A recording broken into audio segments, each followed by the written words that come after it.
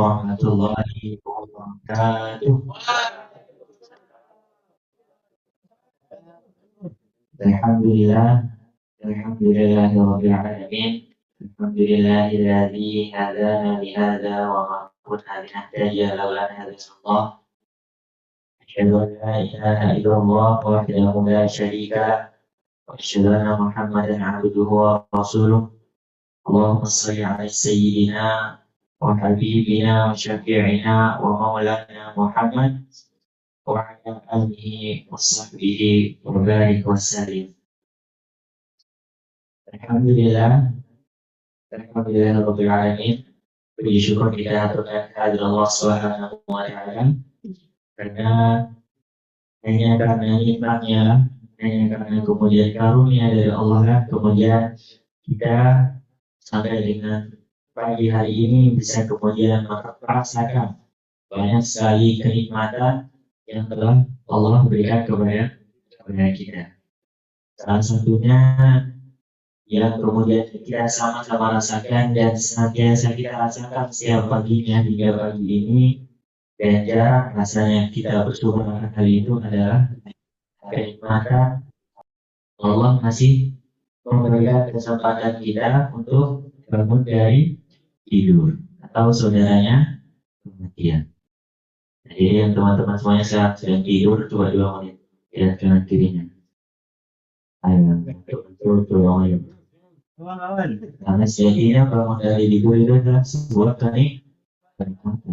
Jadi dibangunin. Ya, yang ngantuk boleh wudhu dulu.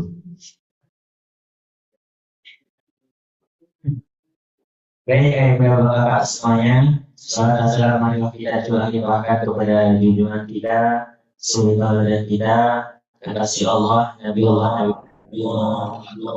sallallahu alaihi wasallam, yang semoga kita semuanya tanpa terkecuali, baik yang ada di masjid, baik yang ada di Zoom, bapak-bapak semuanya, termasuk dari keluarga bapak-bapak semuanya, bisa termasuk dari golongan orang-orang yang mendapatkan syafaat dari baginda Rasulullah sallallahu alaihi wasallam. Amin amin ya rabbal. Baik bapak-bapak semuanya, pada kesempatan pagi hari ini izinkan saya untuk menggantikan Gurunda, Abi Atika, dan juga Ayah Beben. Kita doakan semoga guru-guru kita senantiasa dalam penjagaan Allah Subhanahu wa taala, dan juga senantiasa semoga Allah berkahi kehidupan dari Gurunda kita semua. Amin amin ya rabbal alamin. Pada kesempatan pagi hari ini, bunda kakak semuanya, saya mengambil dari satu ayat di dalam Al-Quran. Lebih tepatnya ada di Al-Quran, Quran surah Al-Jasiyah ayat 21. Boleh tolong dibuka ya? Quran surah Al-Jasiyah ayat 21.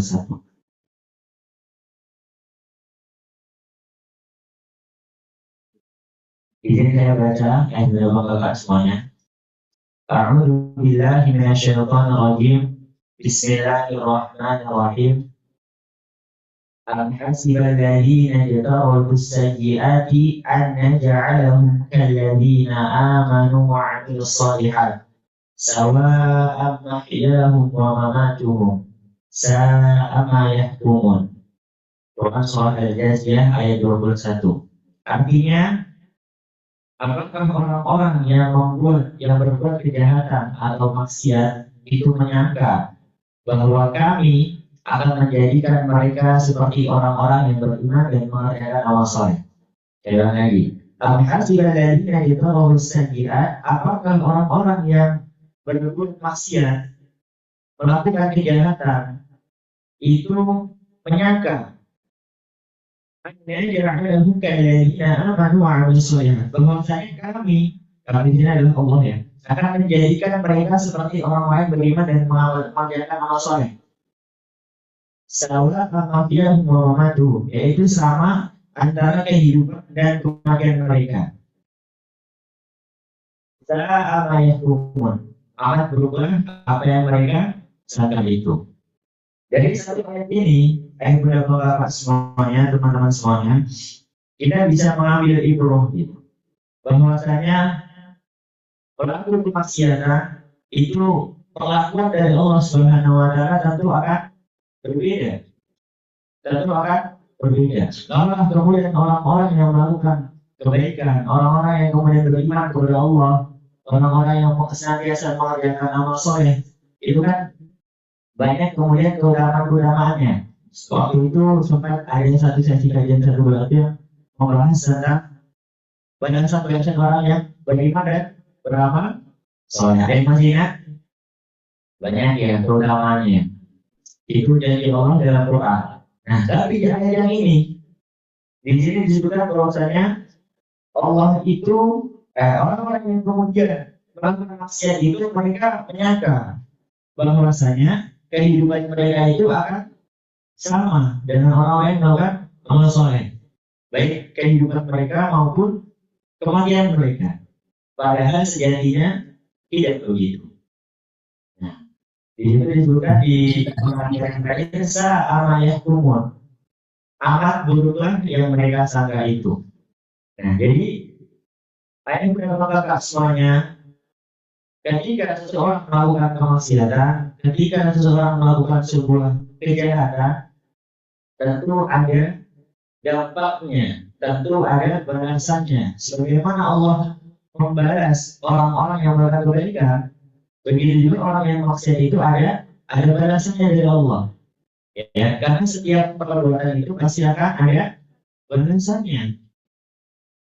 Dan di sini saya akan kemudian mengutip dari salah satu imam besar pada zaman itu, yaitu adalah beliau Ibnu Qayyim al-Jauziyah. Di sini disebutkan di dalam kitabnya tentang kemudian bahaya melakukan dosa dan maksiat. Sebelumnya kita lakukan bersama gitu. Apa yang membuat, kira-kira apa yang membuat Nabi Adam alaihissalam dan istrinya, siapa istrinya? Siti Hawa, dikeluarkan dari surga yang penuh dengan kenikmatan. Karena apa? Apa penyebabnya? Melanggar perintah. Artinya maksiat, ya. Karena maksiat. Apa yang membuat iblis dulunya kan namanya Azazil, ya, dari makhluk yang paling mulia menjadi makhluk yang paling terlaknat. Itu apa penyebabnya? Karena sombong, karena maksiat. Jadi kita lakukan apa yang membuat umat-umat dahulu, umat-umat zaman Nabi dan Rasul terdahulu dibiasakan. Karena apa? Karena maksiat, semua itu karena dosa dan maksiat gitu. Ya, jadi setiap dosa dan setiap maksiat yang kita lakukan itu sejatinya akan ada balasan dari Allah Subhanahu wa taala. Akan ada dampaknya. Yang baik itu maksiat kecil yang kita lakukan, tapi kalau kecil-kecil dikit-dikit kan lama-lama jadi bukit, jadi besar juga gitu. Ya ini bukan perkara besar atau kecilnya gitu. Tapi kita paham bahwasanya esensi dosa itu atau maksiat yang kita lakukan itu akan menghadirkan keburukan. Dan sejatinya keburukan yang ada di dunia dan juga di akhirat itu faktor penyebabnya tidak lain adalah dosa dan maksiat kepada Allah Subhanahu wa taala. Di kesempatan pagi hari ini akan ada beberapa, saya akan kutip beberapa dampak atau faktor ya, dampak atau kemudian ketika seorang melakukan dosa dan maksiat itu akan ada kemudian balasan dari Allah Subhanahu wa taala ya. Antara lain adalah yang pertama, ketika seorang melakukan dosa dan maksiat itu yang pertama adalah itu akan mendatangkan murka Allah Subhanahu wa taala. Di dalam surat Al-Qur'an ayat yang ke-65. A'udzubillahi minasyaitonir rajim. Bismillahirrahmanirrahim. وَالَّذِينَ يَقُولُونَ رَبَّنَا اصْرِفْ عَنَّا عَذَابَ جَهَنَّمَ inna adzabaha kana gharama. Dan orang-orang yang berkata, ya Tuhan kami, jauhkanlah azab jahanam dari kami, karena sesungguhnya azabnya itu kebinasaan yang kekal. Quran surat Al-Furqan ayat 65. Nah, ini kita menunjukkan bahwasanya ini kan ayat membahas tentang ibadur rahman. Al-Furqan 65 itu ibadur rahman ya. Hamba-hamba yang dikasihi oleh Allah Subhanahu wa Ta'ala. Bahwasanya orang-orang yang beriman, orang-orang yang kemudian takut terhadap azab Allah, orang-orang yang kemudian menjadi kekasih Allah, itu mereka sangat takut terhadap azab atau siksa dari Allah. Maka dari itu orang-orang yang beriman, orang-orang yang cinta sama Allah itu senantiasa berdoa bahwasanya agar mereka itu dijauhkan dari murka Allah, dijauhkan dari kemudian maksiat. Ya, karena maksiat yang dilakukan itu tentu akan mendatangkan murka dari Allah Subhanahu wa Ta'ala. Sebagaimana kemudian orang yang melakukan amal soleh itu akan mendatangkan cintanya Allah. Sedangkan maksiat dan dosa itu akan mendatangkan murkanya Allah Subhanahu wa Ta'ala. Ma'alillah mizari. Yang pertama, yaitu dampaknya adalah akan mendatangkan murka Allah. Kemudian yang kedua adalah dosa atau maksiat yang dilakukan itu akan menyebabkan, akan menjadi terhalangnya kita dari cahaya dan ilmu. Ini akan menghalangi kita dari cahaya dan ilmu. Karena sebagaimana disebutkan daripada Imam Syafi'i, ini salah satu kisah yang masyhur, teman-teman sudah sering dengar juga. Beberapa saya mungkin sudah beberapa kali dengar seperti itu. Bahwasanya pada zaman itu Imam Syafi'i ngadu sama gurunya, Imam Waqi namanya. Ya, ngadu tentang kemudian gurunya hafalan dia. Bayangkan seorang Imam Syafi'i yang terpisah ayat sekali aja langsung hafal gitu. Ngadu sama Imam Waqi tentang gurunya hafalan. Imam Syafi'i juga harus guru hafalan. Bagaimana dengan kita yang harus 1000 kali bahkan ulangin kan baru hafal gitu. Ini Imam Syafi'i. Imam Syafi'i mengaku sama gurunya, wahai guru. Dia mengadukan tentang gurunya hafalan dia gitu. Hafalan gurunya sekarang kondisinya sangat buruk. Apalagi seperti itu kata Imam Syafi'i. Kemudian apa kata Imam Waqi? Ya, ini ada dalam syairnya, ini masyhur juga, bahwasanya wa akhbarani bi anna al-ilmi nurun wa nurullah la yuhda li'asi. Di sini disebutkan bahwasanya dia menasihatiku, dia itu Imam Waqi ya, menasihatiku agar aku tinggalkan kemaksiatan. Fa arsyadani ila tarkil ma'asi. Wa akhbarani bi anna al-ilmi nurun. Dan Imam Waqi memberitahu bahwasanya ilmu itu nurun itu apa? Cahaya. Ya, ilmu adalah cahaya. Wa nurullah la yuhda li'asi. Dan cahayanya Allah dan karunia-Nya Allah itu tidak akan turun kepada orang-orang yang asi. Yang asi itu orang-orang yang bermaksiat. Karena maksiat seseorang itu akan menghalanginya dari cahaya, menjadi penghalang bagi dia untuk kemudian Allah turunkan cahaya. Jadi kita bisa paham dari pelajaran ini, dari kisah Imam Syafi'i ini kita bisa ambil pelajaran bahwa kalau sekarang kita lagi tutur gitu ya, lagi kemudian kepikiran gitu, kenapa kita setiap hafal Quran, setiap belajar itu kok nggak masuk gitu. Itu karena apa? Salah satu faktornya penyebab utamanya yaitu melakukan dosa kepada Allah Subhanahu wa Ta'ala. Dan ini yang kemudian harus senantiasa kita bertaubat darinya setiap hari. Ya, bahwasanya penting bagi kita untuk senantiasa minimal mengucapkan lafaz istighfar, astagfirullahaladzim, agar kemudian kita bertobat kepada Allah Subhanahu wa Ta'ala, agar kemudian Allah menghapuskan setiap dosa-dosa kita. Ya. Kemudian dampak yang ketiga yang kemudian bisa terjadi ketika orang itu melakukan maksiat adalah terjadi kesempitan hidup di dunia dan di akhirat. Nah, ini sebagaimana kemudian difirmankan Allah Subhanahu wa taala, ini ayat yang sering kita dengar juga biasanya kalau subuh tuh, kita dengar biasanya ini. Siapa imam subuh kita pagi ini? Ya. Nah, biasanya beliau harus baca ini. Ya, Quran surat Toha ayat 24. Ada yang apa? Ada yang terang yang mana ini? A'udzubillahi minasyaitonir rajim. Wa man a'rada 'an dzikri fa inna lahu ma'isyatan dhanka wa nahsyuruhu yaumal qiyamati a'ma.